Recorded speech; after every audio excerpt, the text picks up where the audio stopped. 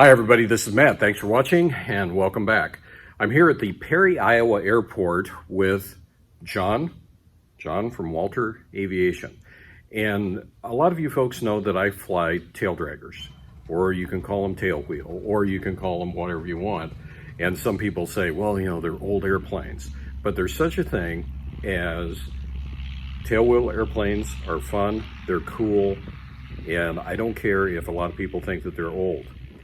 Why do you, as a CFI, think that somebody should get a tailwheel endorsement and learn how to fly something like this Citabria?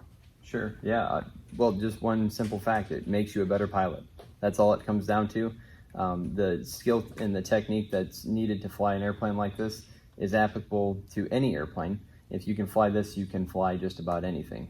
It's much easier to start out in a tailwheel and learn the nuances as a beginner and then move into something more conventional, standard tricycle gear or whatever that you would want to fly. It's so much easier to go that way than to go the reverse route. And we spend about half of our time teaching guys from the beginning, but the other half is spent teaching guys that have flown anything but tailwheels their whole career, and now they're trying to learn, and it's much more of a struggle that way. So the skill set you get is bar none some of the best flying training you're going to get.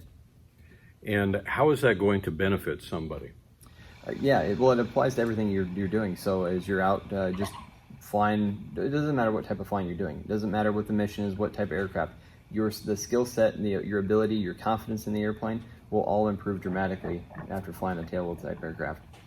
Well, a tailwheel definitely keeps you busy. You have to know and be very proficient in stick and rudder.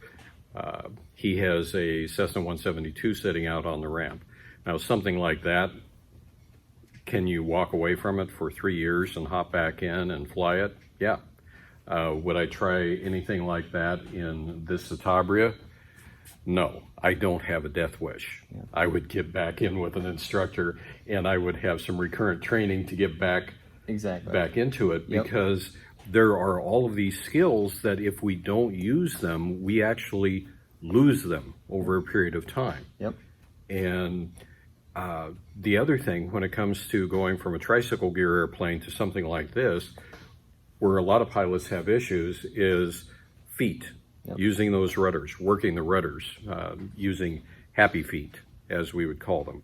And if you fly a helicopter, you're going to have to use happy feet to get that tail rotor to move the way that you want it to as well. But what are other benefits, just besides it being fun, to get a tailwheel endorsement? What are other benefits that pilots are going to see from learning this? Well, obviously it opens you up to a whole new category of aircraft, and not just because of the tailwheel aspect, but there's many aircraft that are only designed with a tailwheel. You don't have an option to fly one with a nose wheel, so it does open up a wide variety of aircraft to fly.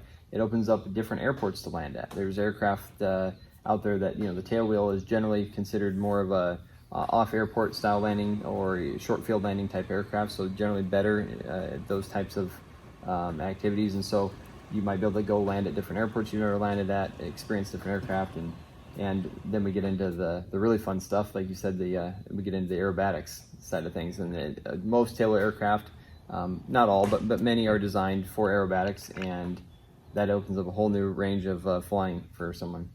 Yeah, so if you're interested in flying, you want to be able to improve your skills, or you just want to get up and do a little bit of aerobatics, give John a call. Walter Aviation in Perry, Iowa. Thanks a lot, John. Yep, thanks. Have a good one.